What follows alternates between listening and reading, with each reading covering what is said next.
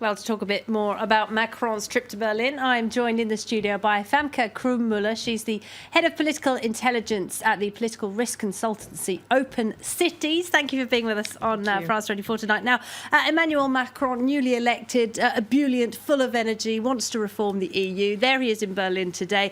Angela Merkel, on the other hand, has been around a lot longer. Will she share his enthusiasm for reform? She will share it the German way. I mean, we've heard it. She started by saying, we can certainly find things in common, but we also have a lot of things that we don't share. And I think that really shows how Germany is looking at this.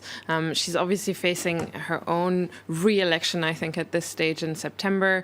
So ahead of that, nothing much will move. And after that, you can, on the one hand, look at it in one way and say it's probably her last mandate, so she might have the motivation to really, take that last final leap in terms of Eurozone integration. But on the other hand, Germans traditionally have a very different view of what that looks like compared to France. So the main challenge will be to find a common denominator on which to do this. Absolutely. Right. Today, of course, it's their first trip together. They're very much on the same page, but there are obstacles ahead, aren't there? Namely, Emmanuel Macron wants to reform European debt. He's talked about Eurozone debt, issuing joint European debt instead of individual countries. The Germans are a lot more lukewarm on that, aren't they? Essentially because they think they'll end up paying for the rest of Europe. Definitely. That's one of the reasons. The way they tend to package this is that they are against anything which would involve treaty change, because they simply say it's unrealistic, which is probably true given that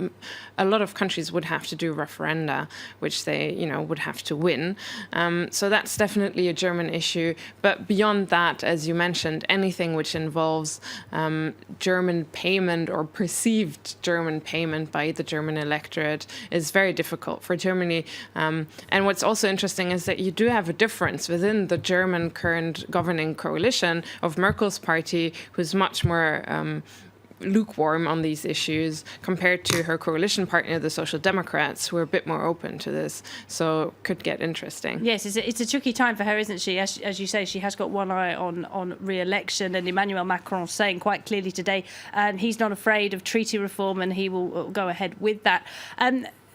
In terms of a relationship, how do you see this progressing as opposed to the relationship between Merkel and Hollande, for example? Yes. So under Merkel and Hollande, the relationship was a little bit on hold. When we look back on what it was like when Sarkozy was in power in France, they always prepared European summit meetings, for example. They made Franco-German proposals and things like that. And that was a little bit on hold under Hollande. And this might be revived, especially if Macron makes it his priority to do so. And the Germans are definitely not against that at all. So we might see a revival of this Franco-German drive of the European agenda. Whether that will really mean more integration, that's another question, I'd say. With, of course, the British out of the picture, increasingly exactly. so. Famke Krumbmüller, thank you very much indeed for joining us.